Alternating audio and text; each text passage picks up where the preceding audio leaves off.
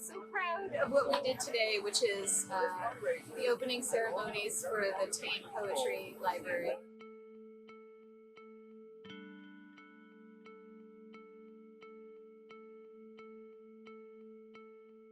He's put a tiny little seed of a library upstairs there, and maybe that will grow into something bigger one day. It could not have happened without so many people. The library could not exist without Susan Tane. She's a dear friend and the world's foremost Whitman collector. Susan and I worked together to build her collection of Whitman books, manuscripts, objects, and ephemera, and co-curated an exhibit called Poet of the Body, New York's Walt Whitman, which was at the Grolier Club before the pandemic in 2019. After the exhibition ended, and in the middle of the pandemic, Susan contacted me about her extensive library of Whitman materials. Would the Whitman Initiative care to start their own library? Well, it didn't take me long to get my mother-in-law's pickup truck and went over to Susan's and went over for one of the many loads that came in to build the library. I keep working on Whitman and thinking about new ways with new technology to communicate my appreciation of the poet and his work. And I'm very excited to be opening up the Tane Library today and start on a new path for the initiative.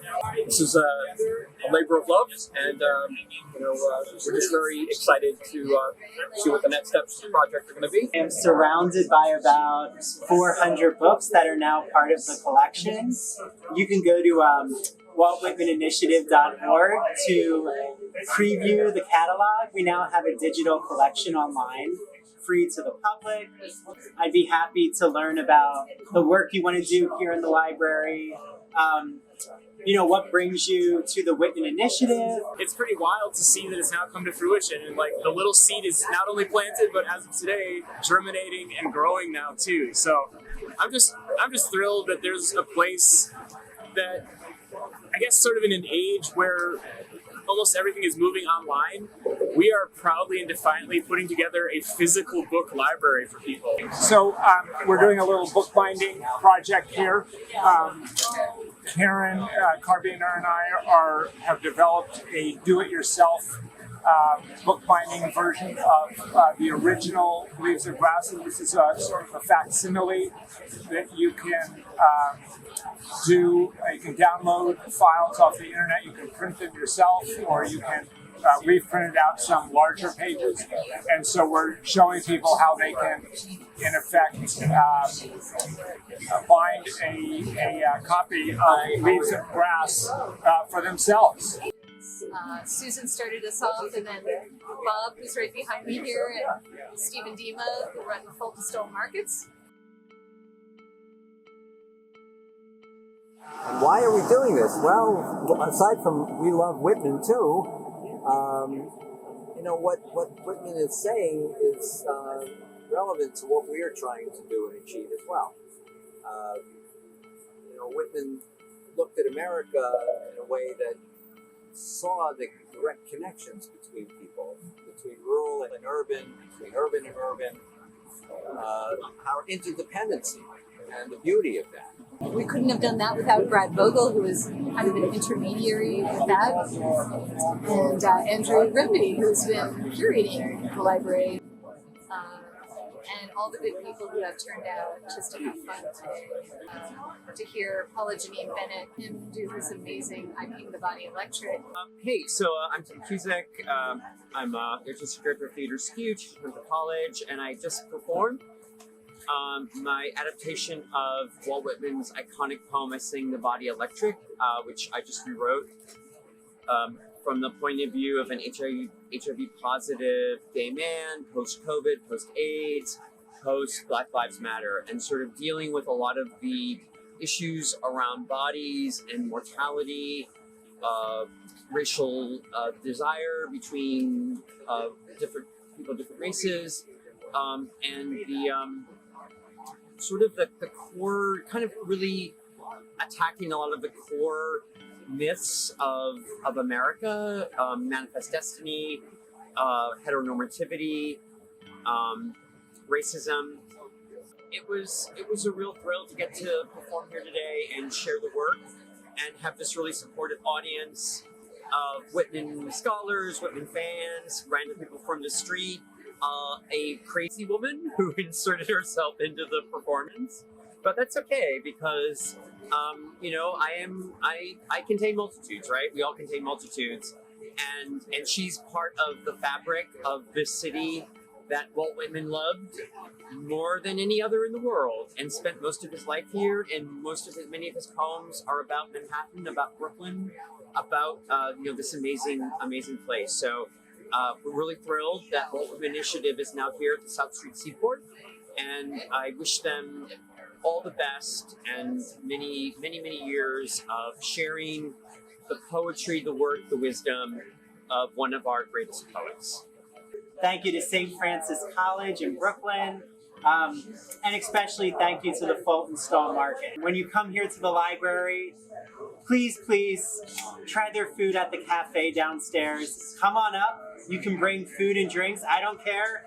You can read a book and have your coffee. I would be thrilled for you to do that. It's an exciting year for all of us. See the new directions the initiative is going to take as we move into our new space. The Walt Whitman Initiative with Karen Carviner and many of the other great members, and it's just been a labor of love, and we continue to come up with great ideas like the Whitman Library and finding out ways to do public outreach. So yeah, it's been a great experience and a really one of my favorite things in my life that I continue to keep doing. Just sit in the chair there with the warm glow of the lamp and crack open a Walt Whitman book. I think it's gonna be good. Anyway, you're welcome to come here, 91 South Street, New York City, Fulton Stall Market, every day, Monday through Saturday. That's 11:30 to 5 p.m. And we look forward to seeing you. So thank you so much.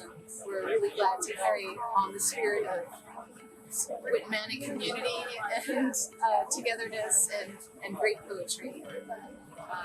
Hope you can get upstairs and enjoy some good books. Thank you. Immense have been the preparations for me. Faithful and friendly the arms that have helped me. Cycles ferried my cradle, rowing and rowing like cheerful boatmen. For room to me, stars kept aside in their own rings. They sent influences to look after what was to hold me. Before I was born out of my mother, generations guided. My embryo has never been torpid. Nothing could overlay it. For it, the nebula cohered to an orb. The long, slow strata piled to rest it on. Vast vegetables gave it sustenance. Monstrous sauroids transported it in their mouths and deposited it with care. All forces have been steadily employed to complete and delight. Now I stand on this spot, my soul.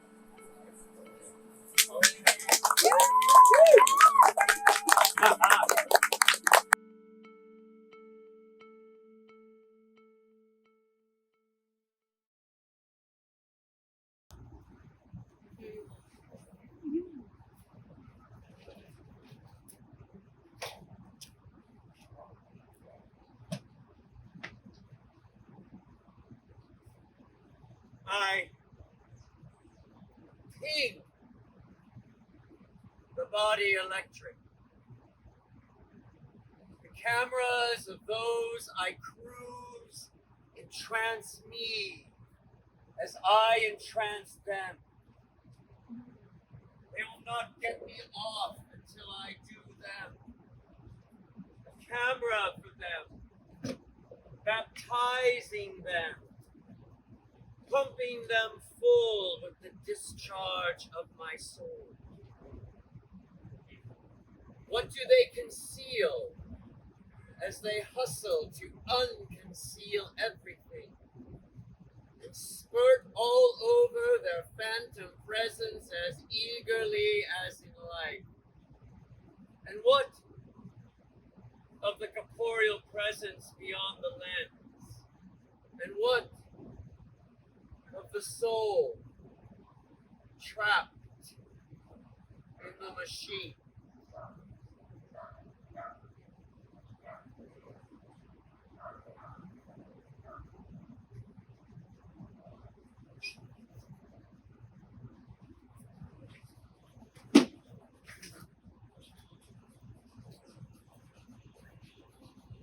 The love of the body of a man or men can be taught.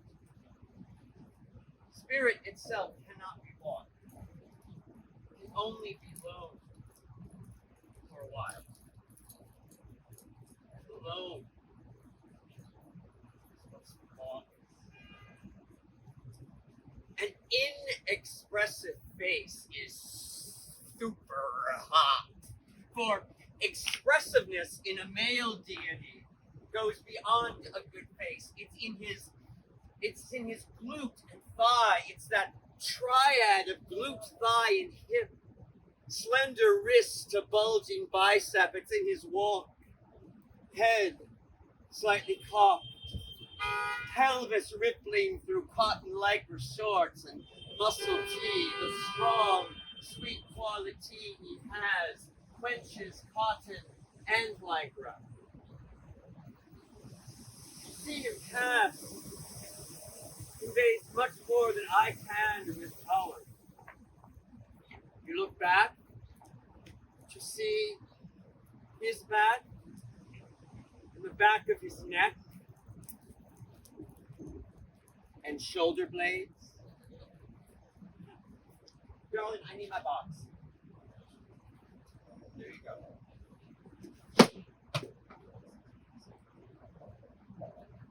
Monica?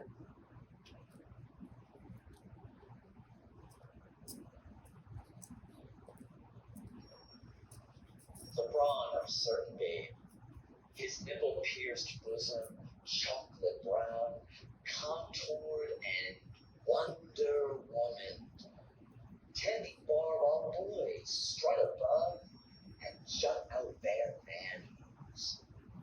The swinger, naked cherry grove seen from the shore as he dives over waves and waves to the shore, his pink penis silently bobs like a buoy, rocks like a baby in the brine. The folding back and forth of men on rowing machines and men toning abs on inclined planes. House mothers and drag queens in all their performances. Construction workers at lunchtime opening sandwiches and wolfing them down while eyeing their prey. The French childcare boy taking the banker's daughters into Central Park to play. The porn actor cornholing this. Oh, who slays? Tane slays horse on the drivers today. The 18 monsters, 2 alongside holes, 1 black, the other turns into simply moving. They're just in cherry shorts. They lunge, the camera pulls back. 9 jocks, grappling, flipping. 1 chuckles, round 3. Now you like reeds, pay 1 on top of the other. What comes next?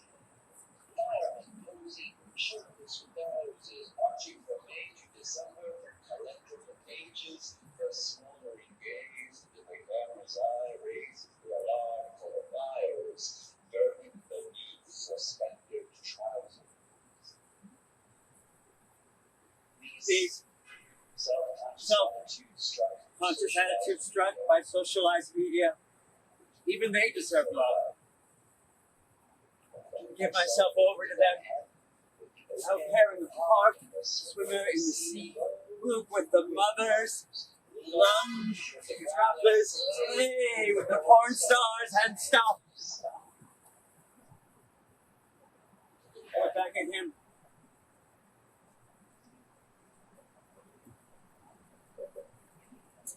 Come on, come on. Come around, make a circle, come around, come around.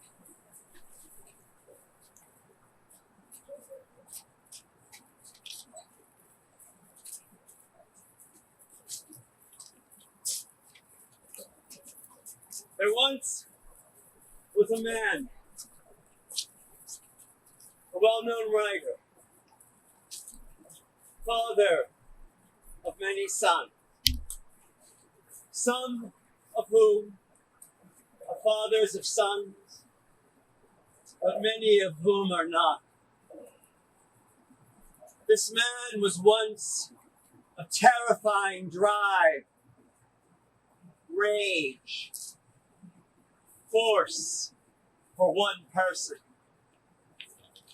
The squareness of head, salt and pepper stubble shadowing his jaw, the intensity of cold black eyes against pale skin. I never went to see him because I feared Daddy's force and fire. He seemed 60 feet tall and older than everything. His sons wore leather jackets and Doc Martens. They loved him, sons and daughters. They also feared him. His love did not allow closeness.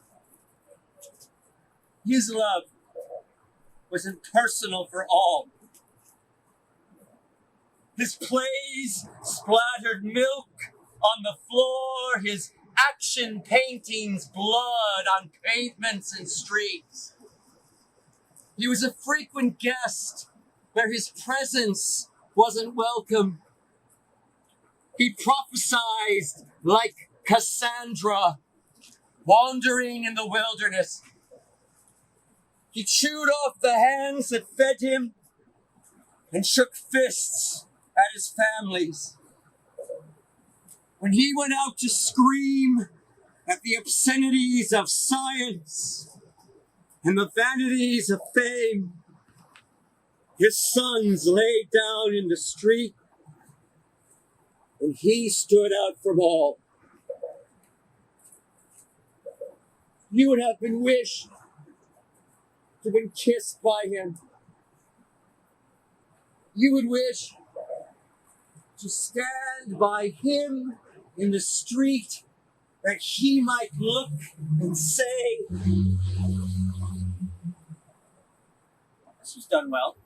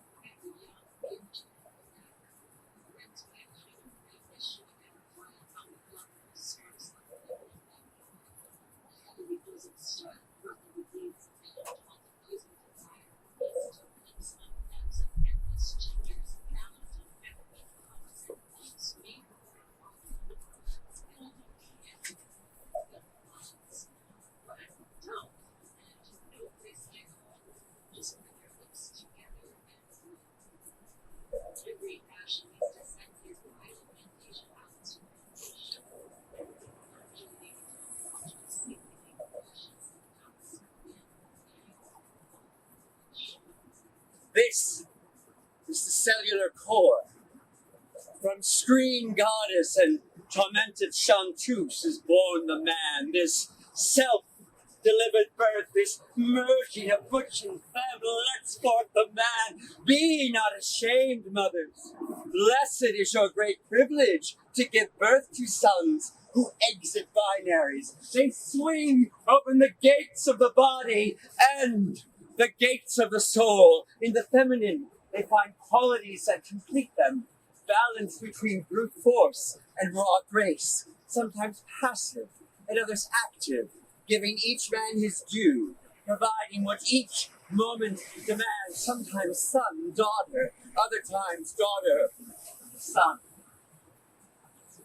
I myself am reflected in this open question when I stare at the steam-coated mirror of the face for that day, asking the query that resists easy resolution or rest.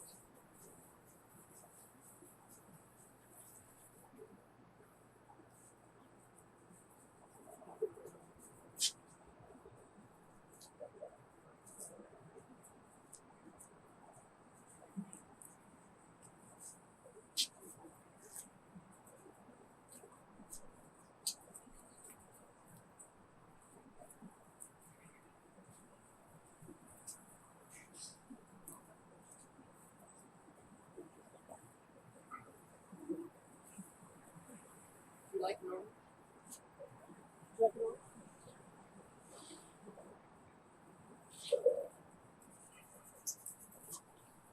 Toxic masculinities unmasked, snatching their social place, distanced from questions, power of consequence, feverishly flushed with universal mastery, scorning the others who keep their hungers fed,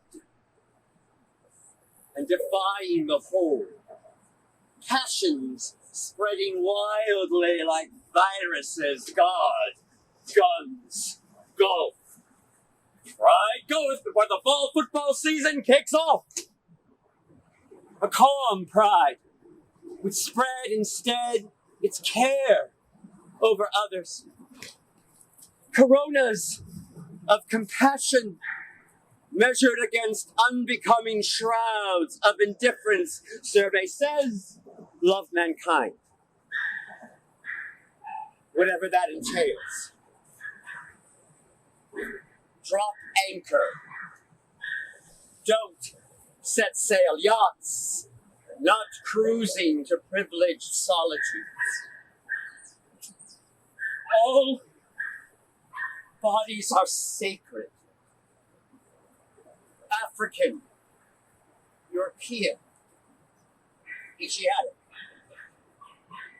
No matter what part they play. Gangster or laborer, patient or nurse, all are sacred. Immigrants from Ecuador, Trinidad, Denmark are sacred. Each belongs here as much as anywhere, just as much as me or you. Each adds their own flavor to the bubbling stew. All is a nourishment. Humor is a nourishment. Measuring out perfect menus. Do you believe you know so much that you may scorn those who know not? Do you think that knees are meant for necks and not for taking the grass to pass on history? Do you presume that this abundant, nourishing feast lays itself out each day as an invitation for you only? Do not For him? Her?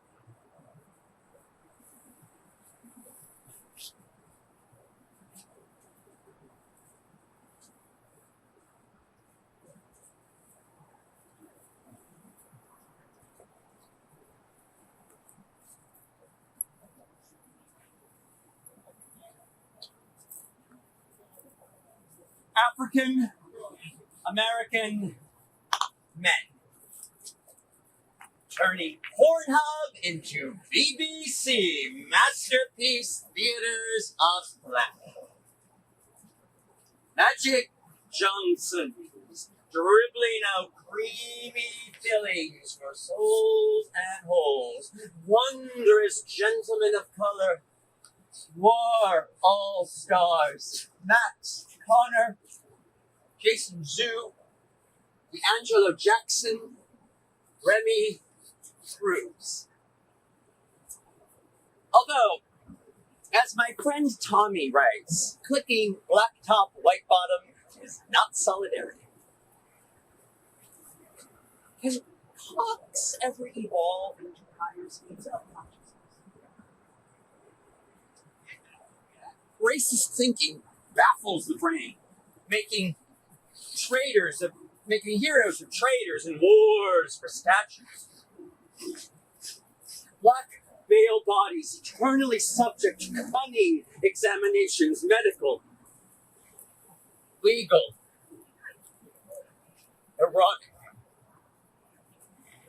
Exquisite poets who lit up life with their verve, James Baldwin, Jacob Lawrence, Bill T. Jones, even they are subject to the white gaze that sees just black in their work, despite our bloods mixed, red, white, black, and blue. History denied. Their stories are our stories, articulating dreams of passions deferred. Why is To Kill a Mockingbird still required reading in Giovanni's room is not? Oh, Daddy-o, tell us once more that bedtime tale of your white mother and Kenyan father populating Hawaii in this once rich republic with hyphenated identities who count for more than ever have before. What future leader tracing multi-continental lineages will at last break the spell?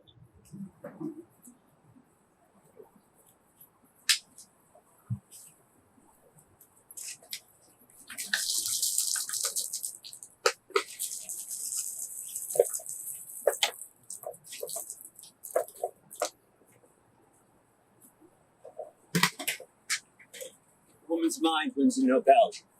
She becomes a mother for other women writers. She's king with stories. She bears the weight of millennia of mothers ripped from their offspring. Have you ever loved an eye of blue sapphire? Have you ever loved a ghost undeparted? Do you not see how the beloved eye and the bluest eye and the beloved ghost are products of the same global market? She called forth thought from the festooned vacuity of whiteness and named the glass bowl invisible to the goldfish, swimming in its castle, dreaming and redreaming its penumbral relations that are its substitute for truth and justice. We proclaim our innocence, pale continental conquerors, and proclaim the evidence shadowed by doubt. But it has never been concealed. It is hidden in plain sight.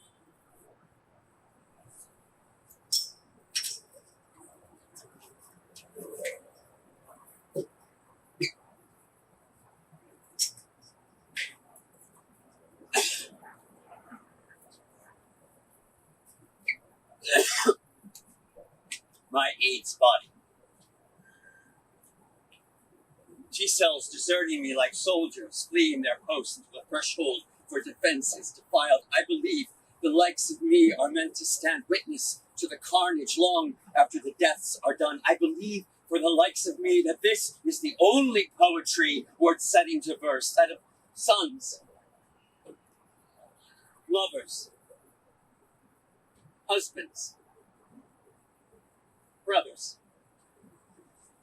tricks, fuck buddies, friends, friends with benefit, titanium staples banging my eardrums, blue irises fringed by blondish lashes. Your eyes are so intense. Is that mascara? The missing teeth make a crone of me years before my dotage. Tenofovir is the toxic frenemy, keeping me alive while pilfering bony treasures, leeching up the tooth root, rooting out my auditory function, my clavicular joint, bruised on the grass the day that guy dropped me, pink nipples, sometimes with fuzz, sometimes shaved smooth, six-pack, now less shredded than before, teensy, pink balls dangling from what has been called a pretty penis, my creamy white ass hung on the gallery wall, the knee pain that ended my go-going career, fractured big toe from that summer waitering gig, all of these losses, all of these bruises, all of these fractures comprise the wholeness of me. Just as they comprise the sum of you.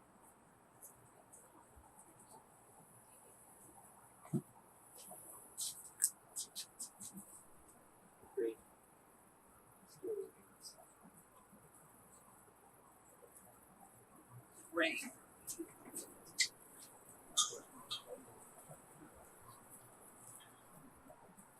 Years hard.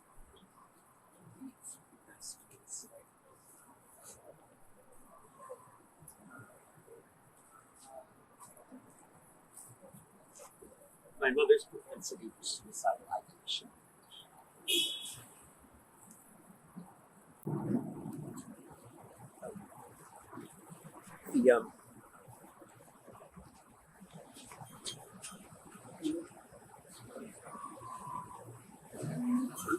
Fuck you, that's my eye. My voice, too loud, too fast, too femmy, trying to manifest truth. The shellfish I cannot consume or else I die. The freedom found on the dance floor and at the ballet bar and in deep contractions.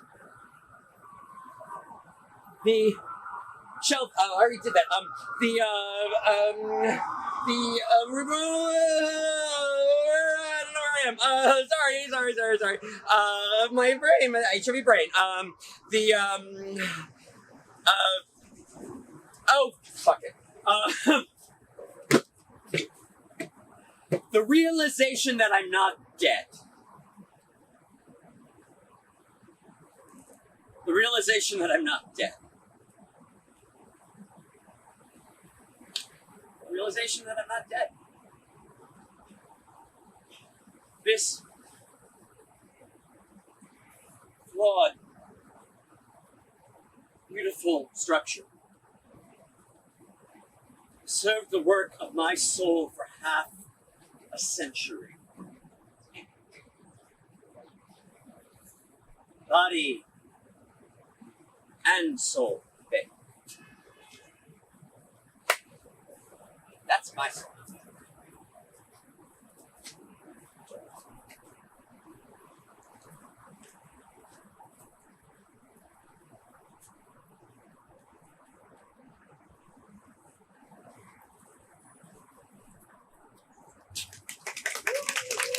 Sorry about that, guys. I just I couldn't get it back. Sorry. Thank you, Karen, for letting me make a fool of myself. Thank you all for sitting here and listening. I really appreciate it. Thank you. And my students, all my students, you get to see it. Yay! Thank you.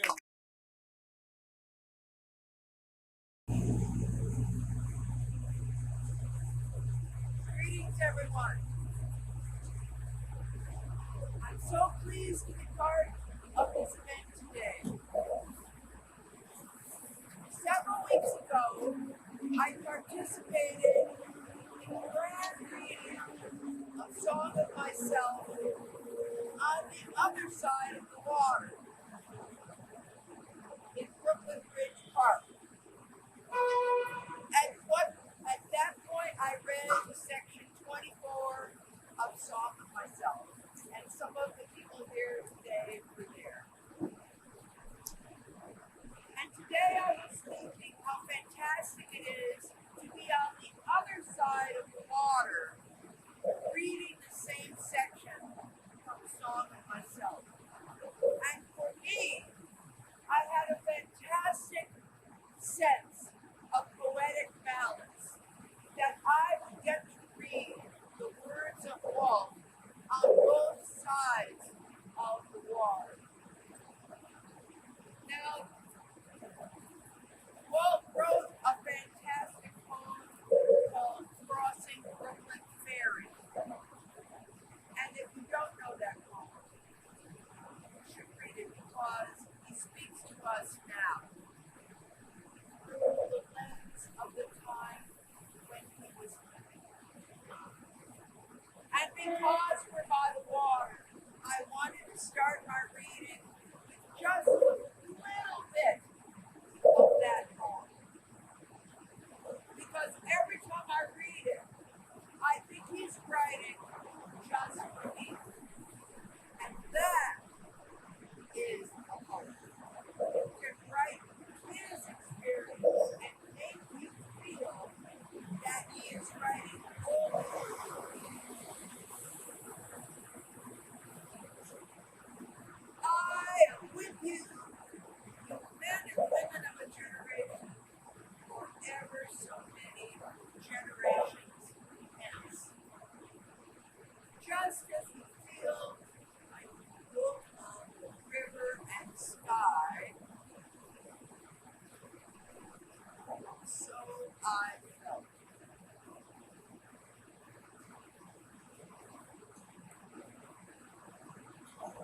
Now, Song of Myself, section 24.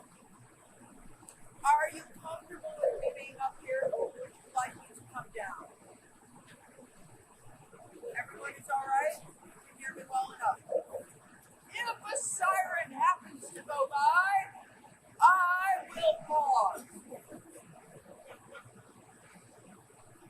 Walt Whitman, a cosmos of Manhattan, the sun. Turbulent, fleshy, sensual, eating, drinking, and breathing. No sentimentalist, no stander above men, women, or apart from them. No more modest than immodest. Unscrew the locks from the doors. Unscrew the doors themselves from their jams. Whoever degrades another degrades me. And whatever is done or said returns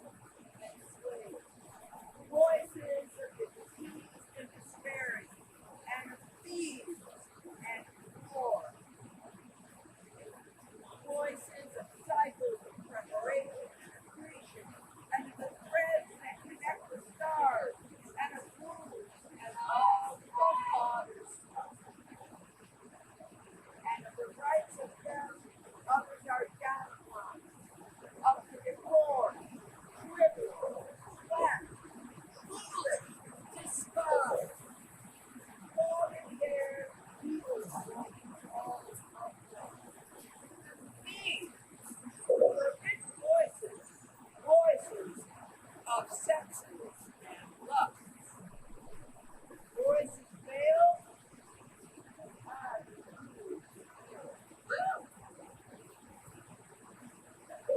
Voices of peace and fighting, clarified and transfigured. I do not press my fingers across my mouth. I keep the skeleton around the bones as around the head and heart. Population is no more rent to me than death. I believe in the flesh and the appetites. Seeing, hearing, feeling are miracles, and each part and tag of me is a miracle. Divine I am inside and out, and I make holy whatever I touch. The scent of these armpits, aroma, finer than bread. The head more than churches, Bibles, and all the creeds. If I worship one thing more than another, it shall be the spread of my own body for any party. Translucent mold of me, it shall be you. Shaded ledges and rests, it shall be you. Curve, masculine, vulture, it shall be you. Whatever goes to kill for me, it shall be you. You, my rich blood, your milky stream, pale stripping from my life, breast that pressed against other breasts, it shall be you. My brain shall be your occult convolutions, of what sweet flag, ticklish monster, nest of garden, and eggs, it shall be you. Mixed tussle way of head, beard wrong, it shall be you. Trickling sound of paper, fiber of danced wheat, it shall be you. Sun so generous, it shall be you. Vapors lighting and shading my face, it shall be you. You sweaty brooks and dews, it shall be you. Winds, soft, tick the genitals, rub against me, it shall be you. Broad muscular fields, branches of live oak, loving lounger in my winding paths, it shall be you. Hands I have taken, faces I have kissed, mortal I have never touched, it shall be you. I dote on myself. There is a lot of people, and all so luscious. Each moment and whatever happens thrills me with joy. I cannot tell what my name was then, nor whence the cause of the change which, nor the cause of the friendship I admit, nor the cause of the friendship I take again, that I walk up and I stoop. I pause to consider if it really be. Morning glory at my window satisfies me more than the metaphysics.